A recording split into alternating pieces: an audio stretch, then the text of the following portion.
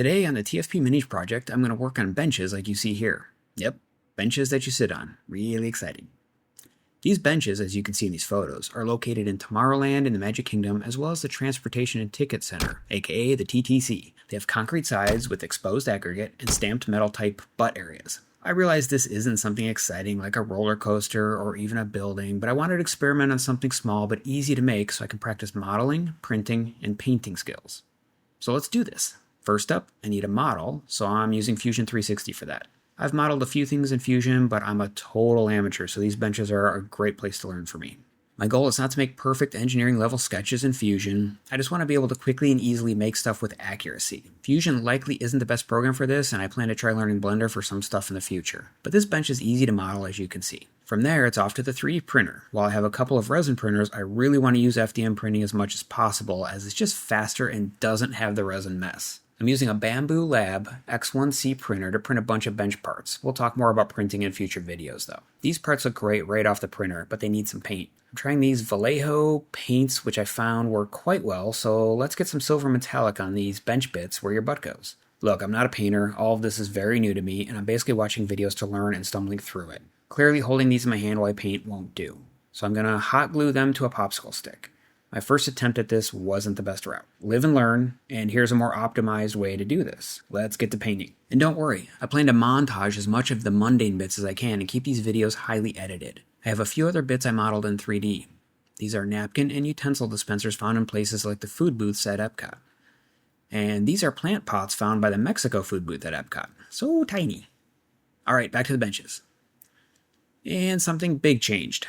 Or something small changed to something even smaller, I guess would be more accurate. The original idea for TFPMini was to create Disney World in miniature. Originally I planned an HO scale size for this project.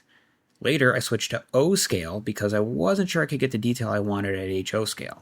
When I started on the benches, I realized how big this project would be at O scale.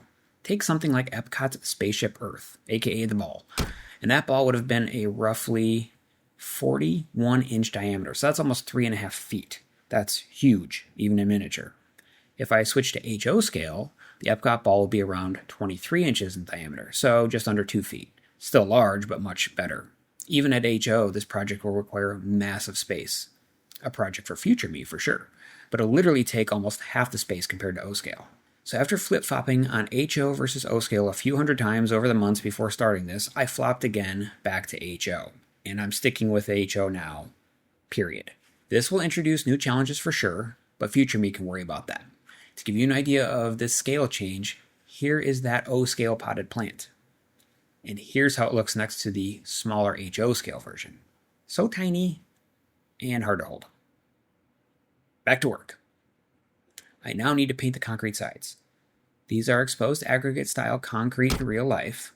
In my test sample that you saw, I layered on the color, then splattered on some flecks for the aggregate, then washed them. I really am pleased with that result, so let's try that in HO scale. I brushed on some watered down beige color, I let that dry, then I brushed on a watered down brown color over it. I then went to splatter on some white and some light brown and some little black speckles. I tried a toothbrush, but the specks were too big, so in the future I'll stick with using a paintbrush and just flicking that with my thumb instead like I did on my original test sample. After things dried, I put on a black wash, which is just paint with water, roughly a 50-50 mix in my case. I blotted them off after the wash, but it still felt a little off on color, so I did a gray wash over that to bring back more of the gray concrete look. Overall, they're okay. My original O-scale version was great, and these aren't, but they're okay. In the grand scheme of things, I think they'll be fine. And now, the final result.